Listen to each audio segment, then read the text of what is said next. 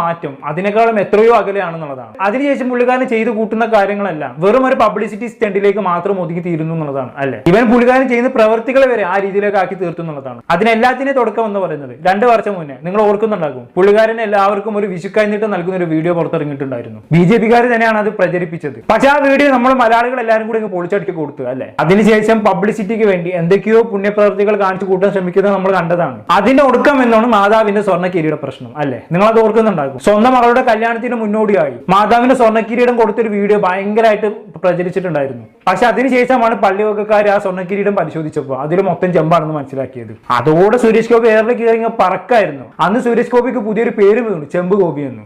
ഇന്ന് രാവിലെ കൈസിന്റെ ഒരു വീഡിയോ കാണാൻ വേണ്ടിയിട്ടിടയായി. അതായത് സുരേഷ് ഗോപി ഒരു പെൺകുട്ടിയെ പറ്റിച്ചു എന്നും പറഞ്ഞിട്ടാണ് അതിന്റെ തംബ്നെയിൽ കൊടുത്തിട്ടുള്ളത്. അപ്പോൾ ഈ വീഡിയോ എന്താണെന്ന് അറിയാൻ വേണ്ടി ഒന്ന് കയറി നോക്കുമ്പോഴത്തേനും സംഭവം എന്താണ്, സുരേഷ് ഗോപിൻ്റെ അടുത്ത് സഹായം ചോദിച്ചു വന്ന ഒരു സ്ത്രീയെ സുരേഷ് ഗോപി അറിഞ്ഞിട്ട് പോലും ഇല്ല, സഹായിച്ചില്ല എന്ന് പറഞ്ഞിട്ടുള്ളൊരു അലിഗേഷനാണ് സംഭവം. പക്ഷെ ആ വീഡിയോൻ്റെ തംബ്നെയിലും ഖൈസിൻ്റെ ആ ഒരു വികാരപ്രകടനം എല്ലാം കാണുമ്പോൾ നമുക്ക് തോന്നുന്നത് ഈ സ്ത്രീയെ വിവാഹ വാഗ്ദാനം ചെയ്ത് പറ്റിച്ചു എന്നുള്ള രീതിയിലാണ്. എന്തോന്നടേ ഇത്, ഇത്രയും വർഷമായില്ലേ വീഡിയോ ചെയ്യാൻ വേണ്ടി തുടങ്ങിയിട്ട്, എന്നിട്ടും ഇപ്പോഴും കാര്യങ്ങൾ മനസ്സിലാക്കാണ്ട് വെറുതെ വായിട്ടൊന്ന് ഇങ്ങനെ ഇടലല്ല. സുരേഷ് ഗോപിൻ്റെ രാഷ്ട്രീയം എന്തോ ആട്ടെ, ഞാൻ സുരേഷ് ഗോപിൻ്റെ രാഷ്ട്രീയത്തെക്കുറിച്ചോ അല്ലാതെ വേറെ ഒന്നിനെക്കുറിച്ചും പറയുന്നില്ല. പക്ഷേ ഈ ഒരു കാര്യത്തിൽ ആ സ്ത്രീ ഒരാളുടെ അടുത്ത് സഹായം ചോദിച്ചു വന്നു, അയാൾക്ക് ചെയ്യാൻ പറ്റിയില്ല, അത് അത്രയേ ഉള്ളൂ സംഭവം. അതിന് ഇത്രയും വലിയ സംഭവമായിട്ട് കൊടുക്കേണ്ട ആവശ്യമൊന്നുമില്ല. കാരണം വെച്ചാൽ സുരേഷ് ഗോപിക്ക് ലോകത്തിൽ എല്ലാവരും സഹായിക്കണം എന്നുള്ള കരാറൊന്നും കൊടുത്തിട്ടൊന്നുമില്ലല്ലോ. അപ്പോൾ സംഭവം പറഞ്ഞു വരുന്നത് എന്താണെന്ന് വെച്ചിട്ടുണ്ടെങ്കിൽ, എന്താണ് കറക്റ്റായിട്ടുള്ള സംഭവം എന്ന് പറഞ്ഞുതരാം. അതായത് ഒരു മലപ്പുറത്തുള്ള ഒരു പെൺകുട്ടി, അവർ ചെറുപ്പം മുതലേ സുരേഷ് ഗോപിൻ്റെ ഒരു ആരാധികയാണ്.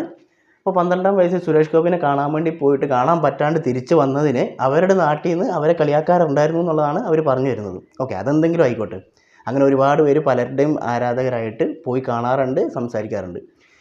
അതിനുശേഷം എല്ലാം വലുതായി കല്യാണമെല്ലാം കഴിച്ച് ഭർത്താവ് ഗൾഫിലാണ്. അപ്പോൾ ഭർത്താവ് ഗൾഫിലുള്ള ആളുടെ കുട്ടീൻ്റെ പഠനച്ചെലവ് സുരേഷ് ഗോപി നോക്കണം എന്നുള്ളതാണ് ഇവരുടെ ആവശ്യം.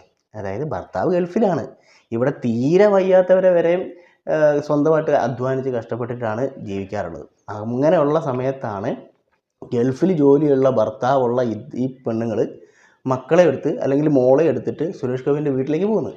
സുരേഷ് ഗോപിൻ്റെ വീടിന് മുമ്പിൽ ചെല്ലുമ്പോൾ സെക്യൂരിറ്റി പറയുന്നത്, എൻ്റെ പൊന്നി അങ്ങായി ഇവിടെ പരിപാടി നടക്കൂല, ഇവിടെ ഇങ്ങനെ ആരും സഹായം ചോദിച്ചു വരുന്നത് ശരിയല്ല, ഇവിടെ കത്തൊന്നും തിന്നിട്ട് പോകണ്ട എന്നെല്ലാം പറഞ്ഞിട്ട് അങ്ങനെ സംസാരിക്കുന്നു.